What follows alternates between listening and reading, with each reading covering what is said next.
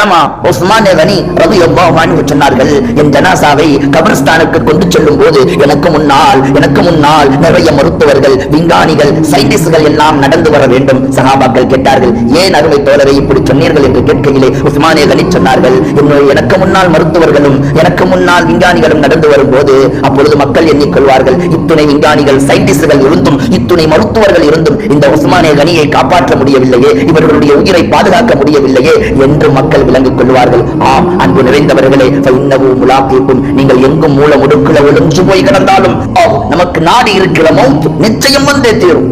நம்மை அடக்கஸ்தலத்திற்கு கொண்டு செல்லும் போது அந்த பாதை கரடு முரடாக அமைந்துவிடக் கூடாது. நம்மை சுமந்து செல்பவர்கள் நம்மை சுமந்து செல்வதால் அவருக்கு எந்த ஒரு கடினமும் ஏற்பட்டு விடக்கூடாது. நம்முடைய உடல் கனகனத்து விடக்கூடாது. அது மாத்திரமல்ல, நம்முடைய ஜனாசாவை கொண்டு செல்லும் போது நம்மை பின்தொயர்ந்து நம் ஜனாசாவை பின்தொயர்ந்து ஏராளமான மக்கள் ஸலவாத், ஏராளமான மக்கள் அஷ்ஹது அல்லா இலாஹ இல்லல்லாஹ் என்ற ஷஹாதத்து கலிமாவுடைய முழக்கத்தோடு நம்மை தூக்கி கொண்டு வர வேண்டும்.